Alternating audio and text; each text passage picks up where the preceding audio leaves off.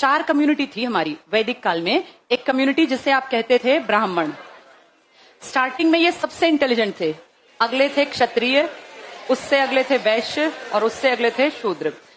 कोई भी कुछ भी बन सकता था, जिसका जो मन करे उसका वर्ण कर लो। वर्ण का मतलब जानते हो? चुनना, जिसका जो मन करे। जैसे तुम शादी ब्याह में जाते हो तो जिसका जो मन करे वो खा सकते हो। वहां कोई ये थोड़ी ना है कि तुम जो माँ कह रही है वही खाओगे। लेकिन घर में अगर तोरी बनी है तो तोरी खानी पड़ती है, या तो मत खाओ तो तोरी खाओ, टिंडे खाओ, जो बन गया। यहाँ वर्ण था। करेले तो बेटा बड़ी मुश्किल से बनते हैं, और बन जाए तो अच्छी बात है, नहीं तो तोरी, घिया, टिंडे, यही तो फेवरेट सब्जी है। हर माँ की फेवरेट सब्जी है, 3 ही है बस।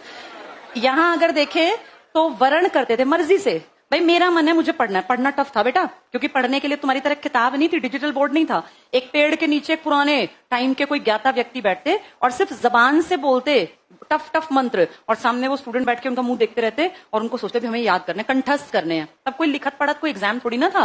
ब्राह्मणों का काम था ज्ञान देना, और ज्ञान देने का माध्यम था श्लोक।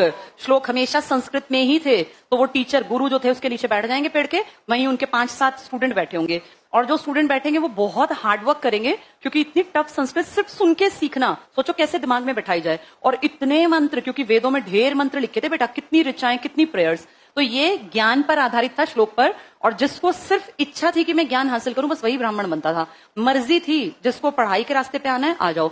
इनका सुबह उठना सिर्फ पढ़ना पढ़ना नहीं था बेटा, आज की तरह तुम लोग हो। इनको अपने गुरु के जाके आश्रम में रहना पड़ेगा। आश्रम के नाम पे झोपड़ी थी। राजा का बेटा होगा अपने घर, लेकिन जब गुरु के वहां जाएगा तो उस गुरु की छोटी सी झोपड़ी में, साइड में झोपड़ी बनती थी, वहां रहते थे। गुरु जी के सुबह उठ के कपड़े धोने हैं, जो खाना बनाएगा वो स्टूडेंट बनाएंगे, उनके बर्तन जो भी पत्तल जो भी मैनेज करो, जंगल से जाके लकड़ियां लाओ, उनके कपड़े धो, सारे काम तुम्हें करने, क्योंकि तुम स्टूडेंट हो। ये उस टाइम का तरीका था। और जिसको ज्ञान हासिल करना है फ्री, कोई उसमें ये नहीं था। लास्ट में गुरु के नाम पर गुरु दक्षिणा का रिवाज था, तुम्हें पता ही होगा।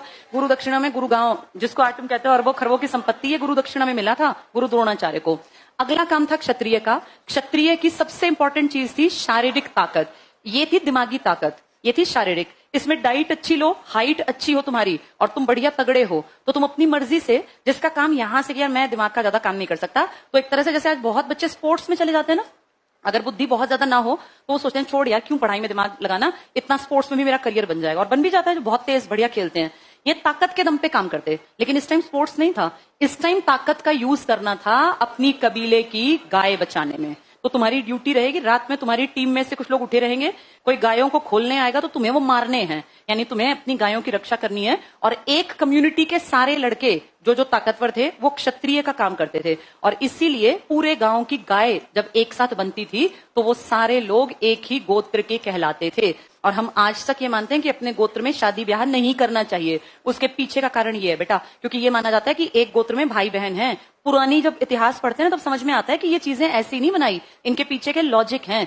जिन सब लोगों की गाय एक साथ बंधी वो सब एक परिवार माने जाते थे, तो उनको ये मान लिया कि ये सब तो आपस में शादी नहीं करनी, दूसरी कम्युनिटी में शादी कर लो। वहां से वो वर्ड आया। जहां गो शब्द दिखेगा ना, गोचारण या गो भूमि या गोधूली, वो सब गाय को जोड़ के याद करना। वैदिक काल में इस शब्द की बड़ी कीमत थी। तो ताकतवर लोग अपनी गाय बचाने के लिए अपनी गोत्र एक साथ बनती गाय उनकी रक्षा करते।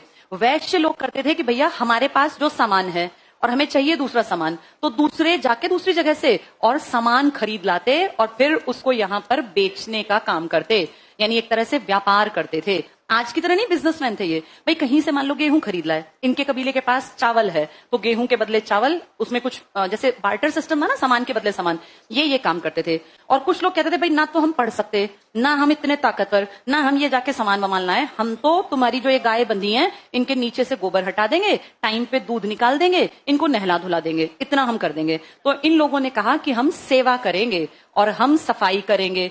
अब सेवा किसकी?